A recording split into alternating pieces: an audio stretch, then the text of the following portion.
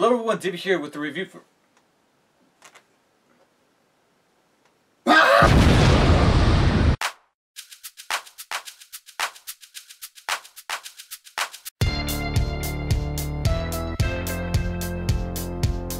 Hey everyone, David here. So recently the Uncharted franchise has been picking up a little bit of steam due to some recent news revolving around Uncharted 4, which is the next installment in that series, and a lot of people believe it, including the developers, to be the last one in the series. So it's kind of a big deal, being that it's not only the final installment, but also it's the first and probably only installment on the PlayStation 4 console. But recently there have been some news revolving around that game's release date, some details about the game, and any other future material crossing beyond the point of the release of that game. And in order to hype you up, we also got the Nathan Drake collection that's coming to the PlayStation 4 within the next month or so. So in order to commemorate that, let me go ahead and review the final Uncharted game that I have yet to have reviewed on this channel, Uncharted 3: Drake's Deception. And in this third adventure we find famed treasure hunter Nathan Drake trying to beat a foe from his past and her legion of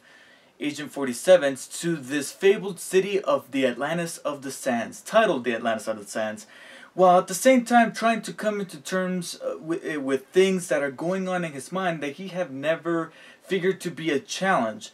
But he will have to if he's going to make it out of this adventure alive and along with his loved ones. I wouldn't disagree with you that if on paper that story sounds kind of rudimentary for an Uncharted game, it kind of sounds similar to those previous two, but where it differs from those two is that this game actually tackles some of the backstory behind Nathan Drake and how he came to be. Why is he the type of person that he is? Why is he so fascinated and at times obsessed with finding treasure, finding these lost artifacts, venturing into these forbidden areas of the world, and what stemmed his friendship with Sully and his background with Sully and how that came to be. And I found that to be obviously the most fascinating part about the story for this game, because outside of that it does keep up the traditional humor and the traditional charm that Uncharted always brings with the stories for those games, and that's cool and all, but what I liked even more about this game that made it a bit unique is the backstory to Nathan Drake and why it is that he goes after these treasures and why he risks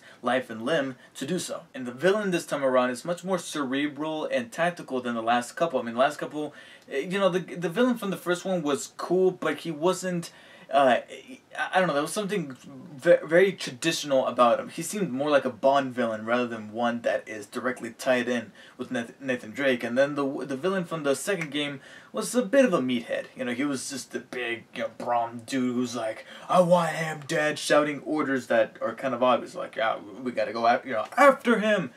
What do you think we're doing? We're going after him. But the villain this time around, named Marlo, she tries to get into Drake's head and tries to manipulate him in a way that it makes him even doubt for a second that Sully is even his friend from the beginning.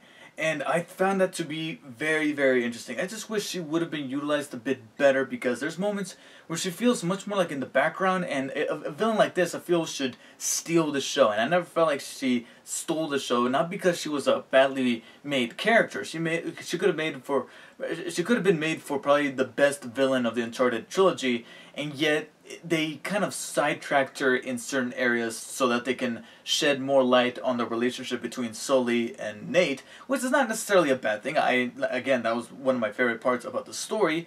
Just wish Marlo could have fit into that just a bit more. She could have been like the Gollum to Drake's Frodo and Sully's Sam. And she wouldn't necessarily be the only character that I felt was a bit underused in this game.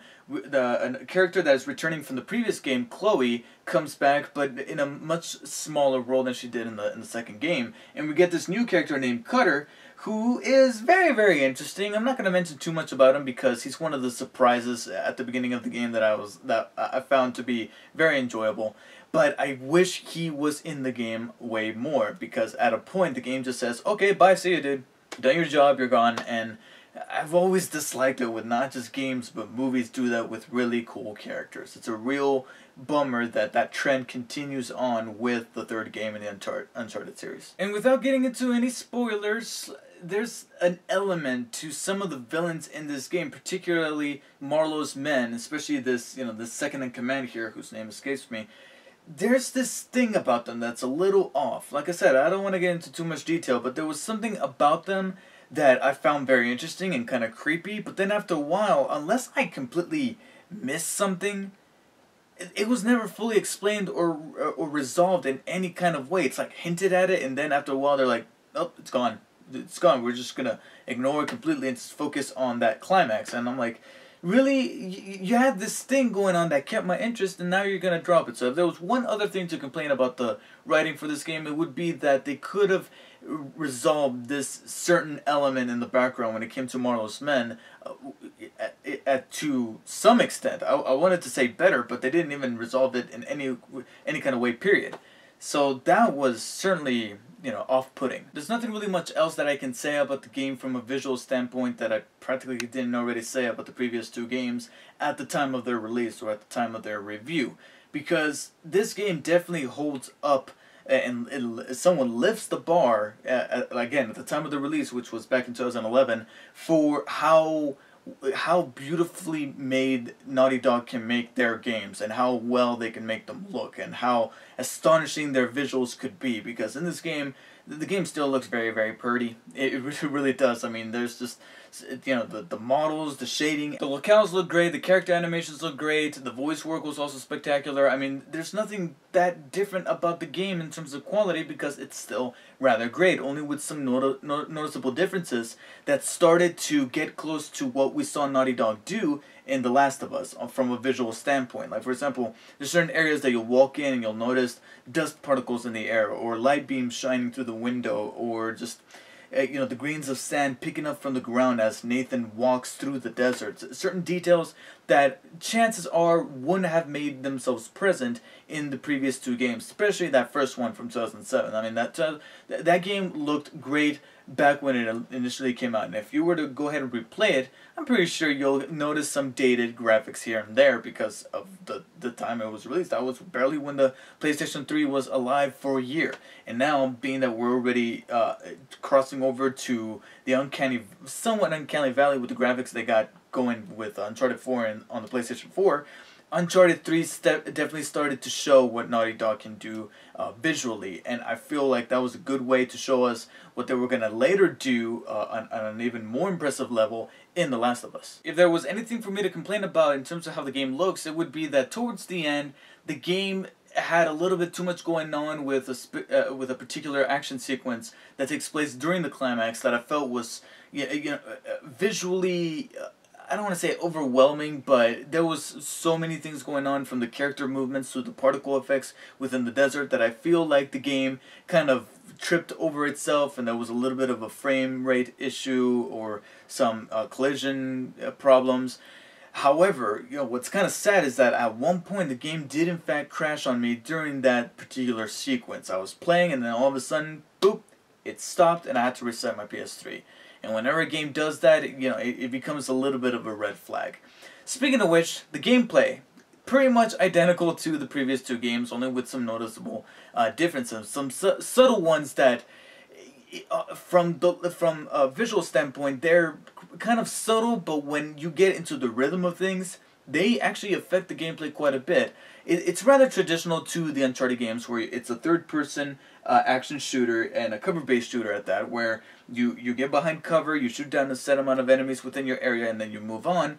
And along with that, you got some integrated puzzles and platforming segments to give it that traditional Uncharted feel of being this action-adventure as Nathan Drake and going along for the roller coaster ride. Obviously, they're going to change up how many guns you can carry or what type of guns you can carry in the first place and things like that when it came to the shooting mechanics. But for me, I think the most noticeable differences would be some of the melee combat moves that you can do now, because there's certain areas where I would be able to punch an enemy while at the same time being held by another enemy and be able to string together a set of combos. Not necessarily like the Arkham games where you go from one bad guy to the next. It's not like that. I mean, this game, or this series of games, is supposed to make Nathan Drake feel like an ordinary man on an extraordinary adventure. So obviously Nathan is not going to be jumping back and forth karate style, wiping these guys out. But he he feels more like what a human would do in that scenario where they're like in a bar fight. Obviously, if they're being held back, they're not gonna just take the punches and have the game tell you, oh, wiggle the stick to get out of the situation. No, press the square or the X button, and you can actually use your feet to kick the guy in front of you, and then break yourself free, or use your head to reverse headbutt the guy behind you in the nose and free yourself. The game would do that from time to time with the melee combat moves, and that was rather impressive. And again, made the game feel even more like a cinematic blockbuster. The only thing that really frustrated me, if you couldn't already tell from the intro of this review, are the plethora of infinite grenades in this game. I mean, so many grenades are being thrown left and right, and I feel like I was throwing back way more grenades in this game than the previous two. I don't know what was up with the grenades in this game, but the enemy had just so many, and they just kept tossing it. I kept having to jump off cover and jump to another section of the map to avoid being killed by any of the grenades, and a good amount of my deaths in this game were from freaking grenades. What were up with all the grenades in this game? Do they have like a grenade tree where they blossom and they just pick them out like a berry? Boop, and then they plug them and they just throw them? I feel like that was the scenario in this game. There were some good puzzle segments of the game that were very thought-provoking, that were partnered along with the action sequences in this game that were good. They weren't terribly challenging this time around. I felt like they were just a little bit easier than they usually were. There was one that did bug the living hell out of me, and at one point I was about to look it up online, but I didn't. Thank God. I just, at the very last minute, I figured it out, and thank God for that. But outside of that one puzzle, I felt like they just didn't put that much thought into the puzzles this time around. What made me feel a bit more impressed about the puzzles is just how they came together, and how they revealed that key at the end, or that thing that Nathan needed to find out at the very end of that puzzle, and how they were crafted rather than how they figured out how to make them difficult. It was rather how they were visually designed that impressed me the most about these puzzles. What didn't necessarily impress me is some of the platforming in this game. I don't know, I just felt like I was going through the motions whenever I had to get Drake from point A to point B in terms of platforming. I feel like by the third game, you need to make things a bit more challenging, and this time, being that it's the third in the series, I can already tell what section of the environment I know Drake can climb onto and not climb onto, and therefore, I gotta be honest, the platforming in this game wasn't necessarily all that interesting. In fact, at times it was kind of boring. I was like, okay, press left, press X, jump off, there you go, you got it. There wasn't a section in the game like in the first game, definitely the first game, and a couple of times in the second, where I had to take that leap of faith and be like, please grab onto the ledge, please grab onto the ledge, oh my god. And that's traditionally what a game like the Uncharted series is supposed to make you feel, like the Indiana Jones games, where you're just, you're like Satipo at the beginning of Raiders, where you're just like, and Uncharted 3, I gotta be honest, didn't really make me feel that way when it came to the platforming. What definitely made me feel that way were the set pieces in this game. Those moments that are very signature to the Uncharted franchise, that are supposed to make you feel like you're actually in an adventure movie, in an Indiana Jones movie, which is definitely something that Uncharted uses for reference. And just the set pieces in this third game are just extraordinary. That's, besides how the tiny elements within an environment like the particle effects or the light beams that I mentioned earlier make this game feel like make me feel the power that Naughty Dog can bring to their games on a visual level. The set pieces crank that up to 11, because there's just certain moments where even having already owned a PlayStation 4 and then going back to playing this on the PlayStation 3 made me go, holy shit, they just turned that ship onto its side, and now I'm not crawling, but walking on that ship, and then the camera zooms out, and I have tiny little Drake walking on the ship, and then you see the enormity of this beast of a ship that is legitimately capsizing in real time. And then you get to this scene right here, where you got all this cargo flying outside of the plane as the plane is crashing, and you're flying in midair, and it's great. There's just some really great, riveting action sequences in this game that just, you're ready by the third game. And I was complaining about how the platforming has gone just a little bit old. Set pieces in this game don't necessarily get old at all. Now, what's makes it even more amazing is the fact that these set pieces aren't cutscenes. They're playable. You're playing through these things happening, through this plane falling in midair, or through this ship capsizing, or through this sandstorm. And that makes things sometimes a bit challenging. And trust me, this game can get challenging at times, even on normal difficulty.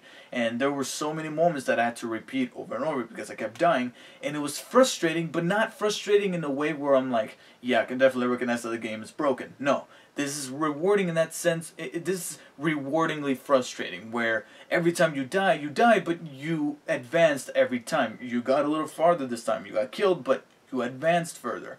And again, that makes those set pieces feel much more rewarding, especially when you get to that cutscene that says, okay, you beat the mission, we're going to progress here, the thing's going to blow up in the background, you have Nathan escaping freely. But that sigh of relief that Nathan breathes when he's getting away is the same breath you take when you just got done with that part, because again, it was very challenging, but it rewards you and you feel rewarded having beaten it. So that in a sense makes you feel relatable to Nathan Drake, because the challenge, the difficulty, you feel it there, and that's a humongous plus for the gameplay. Similar to the previous games, the only other thing to do besides the main objective throughout the single player campaign would be to collect those treasures that are scattered throughout the environment. You know, there's sometimes in these little crevices that if you just continue the linear path of the story for the game, you're going to miss. So the game kind of encourages you to explore those certain hidden areas to be able to discover some of these artifacts. So you can look at the gallery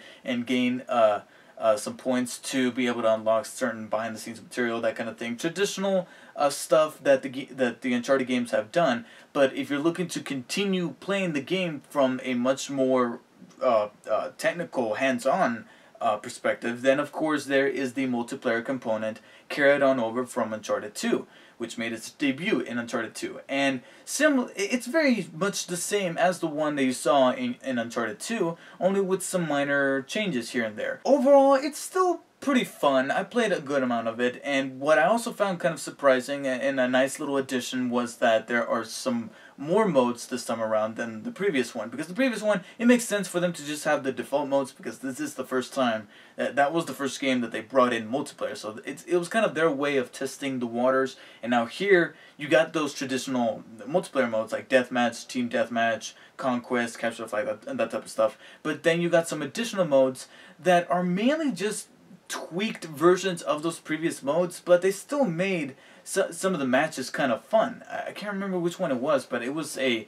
variant, so to speak, of the Capture the Flag mode. But the twist there, I honestly cannot remember what the twist was. The little variable that made things a little bit different still made that match pretty fun and made me want to replay that mode over and over again. There's also some neat customization options towards the beginning when you're creating your character, selecting the avatar for your character, and trying to figure out the customization options, whether it be how your character looks or what type of loadout your character is going to have, which guns they're going to go into the match with, or any kind of perks or attributes that you want to add to your character.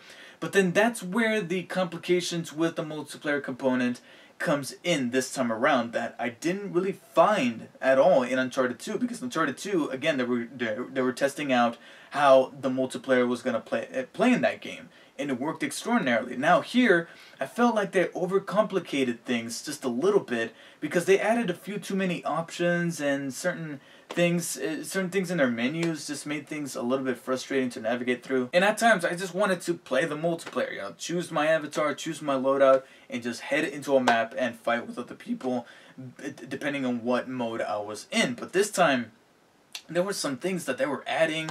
I can't remember all of them, but there were just certain things, certain little bubbles that were popping up, certain text that's saying, you got this thing going on now, or, you got this lobby waiting for you. I don't know, the component just didn't feel as tight. Plus, you got the inclusion of microtransactions, because there's certain things about this game that you can either, level up your character and grind through the multiplayer so that you can earn, or if you want the easy way out, you can buy yourself some stuff there to add to your character and take the easy way out, which I imagine some people did, because as soon as I jumped into some modes, my kill to death ratio, I mean, it's similar to the one I have for Call of Duty. And coming from Uncharted, That's not necessarily a good sign.